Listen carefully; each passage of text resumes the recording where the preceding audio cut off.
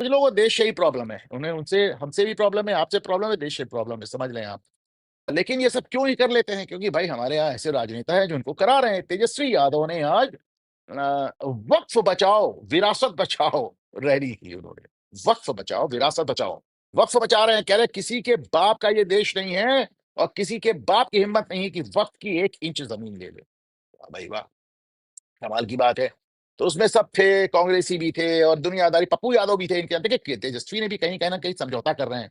वो मुख्यमंत्री बनने के लिए इतना डेस्परेट है कि उन्होंने कहा था 2 लोगों को मैं देखना नहीं चाहता, पप्पू यादव और कन्हैया कुमार। आज इस रैली में दोनों लोग मौजूद थे। आज इस रैली में 2 लोग, तो कन्हैया कुमार भी, वो भी, तेजस्वी भी कहीं ना कहीं समझौता कर रहे हैं। पप्पू यादव भी गरज रहे थे। इमरान प्रतापगढ़ी चूहे में अच्छा, अक्सर मुझे लोग ट्विटर पे कहते हैं कि भाई आपका इमरान प्रतापगढ़ी ये क्या पंगा है? पंगा नहीं है हमें। देखिए आप समझिए, हम लोग यहाँ बैठ के इलाहाबाद में, उस समय इलाहाबाद हुआ करता था, शेर व शायरी तो सुन के एकदम कान गर्म हो जाता था। क्या ये एक शायर का दावा है, कभी भी रद्द नहीं होगा। और फिर अती की तरफ दिखाकर मंच पे, तेरे कद के बराबर फिर किसी का कद नहीं होगा। इलाहाबाद वालों बात मेरी याद रखना तुम, जमाने तक फिर कोई अतीक अहमद नहीं होगा। अरे अच्छा हुआ नहीं होगा भाई।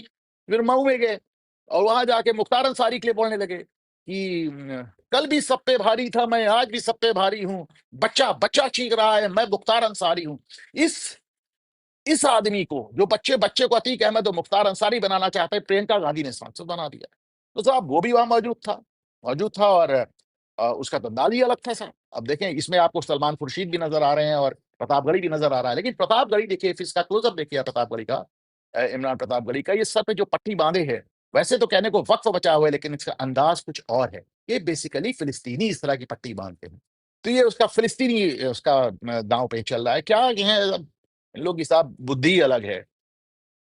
इलेक्शन कमीशन पे भी बड़ा तमाशा हुआ, कन्हैया कुमार से लेकिन दिग्विजय सिंह, अच्छा उनका उस रैली से कुछ लेना देना नहीं, वो रैली नजर भी नहीं आया। वो पहुंच गए लालू यादव से मिलने। दिग्विजय सिंह को भी पता नहीं साहब कि इस हिंदू ने इनका क्या बुरा कर दिया। 24 घंटे हिंदुओं के खिलाफ पड़े रहते हैं। वो आगे उन्होंने सबसे पहले हिंदुत्व आतंकवाद का टर्म गढ़ा था। ये वो आदमी है जो कहते थे कि 26/11 का हमला आरएसएस ने कराया।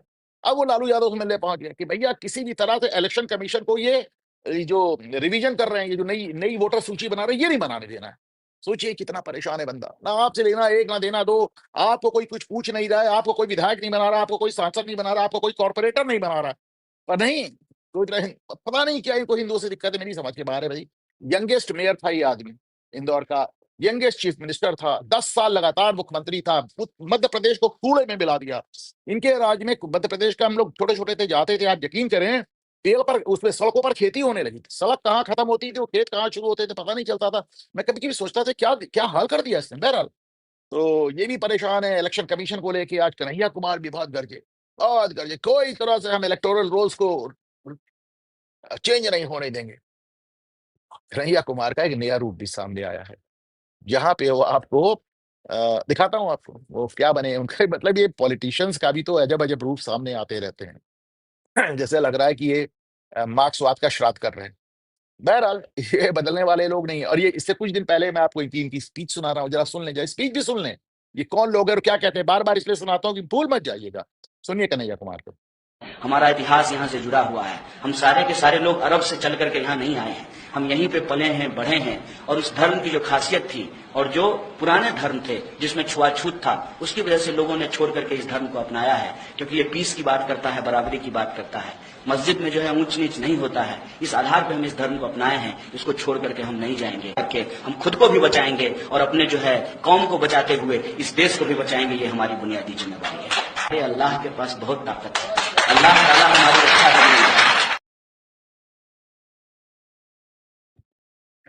Sometimes I am speechless. मुझे समझ में नहीं आता कि क्या कहूं। खुद को अपने को मुसलमान डिक्लेयर कर रहे हैं। अल्लाह के पास बहुत ताकत, अल्लाह बचाएगा। और ये भी बता रहे हैं कि हिंदुओं ने इस्लाम इसलिए कबूल किया कि हिंदू धर्म में छुआछूत था। सोचें आप। लेकिन आज ये टीका चंदन लगा के ये भी बैठ गए, क्या साफ सुहांगे एकदम। राजनीति ना हो गया, फैंसी ड्रेस कॉम्पिटिशन हो गया।